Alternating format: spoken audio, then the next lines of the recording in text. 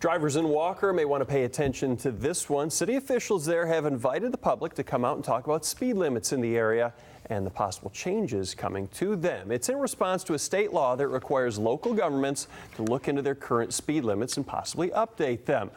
On Walker's official website, they call it a very controversial issue. Some people believe the limits are too low in certain places, and in others, people say they're too high. The meeting starts at 5:30 at Walker City Commission chambers. We have a crew covering this tonight. We'll have more on Fox 17 News at 10. Lowe's taken some pretty serious steps to improve its bottom line, including closing down several of their stores around the country.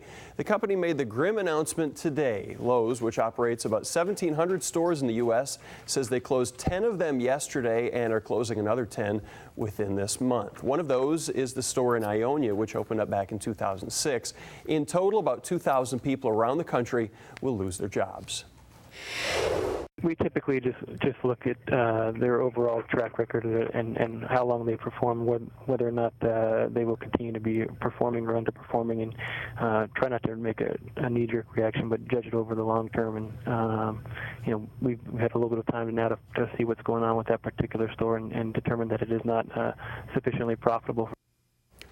It's good to know that employees will still receive their pay and benefits for the next 60 to 90 days. The company will also help them with finding new jobs. This is actually the second round of closing at home improvement retailers in 2 months. In August, they closed 7 stores nationwide. All right, lots of big stories out in cyberspace today. Yeah, here's a look at some of the ones getting a lot of clicks online. Coming in at number 5, trending on Fox17online.com. Thousands of people took part in the Grand Rapids Marathon on Sunday, but for one couple, it wasn't a race to the finish line. Their goal was to make it to about the 10-mile mark. After stressing about all the tasks involved with a traditional wedding, Steven Strasser and his fiancée, Shay Angela, decided to tie the knot under a pavilion at Millennium Park in the middle of the race.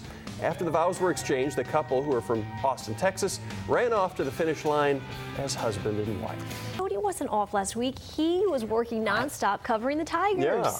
I mean, it was still good I was weather. off when it was warm here. Now is the time to be off, and you don't have to look very hard to notice the absence of the 70s and 80s and 60s there, Peter. I almost lost my toupee out there today when the wind was blowing. That would be I know. Awesome. Scary. All right, coming up. Turns out it was more than just a fun night at the bowling alley, as federal officials busted a private party in the Detroit area where men went to meet prostitutes. 3 guys, a lawyer, an accountant, and a salesman, developed websites that sold sex and then called local bowling alleys to set up private company parties.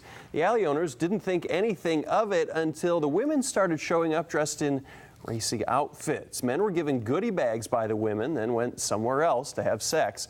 This is the second time in recent months that the parties have been busted in Detroit. And a man from the Detroit area is in some hot water tonight. He's being accused of having his 9-year-old daughter drive him to the store after a long night of drinking. It happened earlier this month. 39-year-old Sean Weimer apparently put his daughter into a booster seat, then behind the wheel, much to the astonishment of fellow drivers, one of whom called 911. A 7-year-old girl is driving it, and her dad is drunk, and he's in the passenger. That guy who made the 911 call put his flashers on and then followed the little girl until police could get there. Weimer has a list of prior felony convictions and is facing charges that could get him more than 15 years in prison. By the way, all reports say the kid was a very good driver.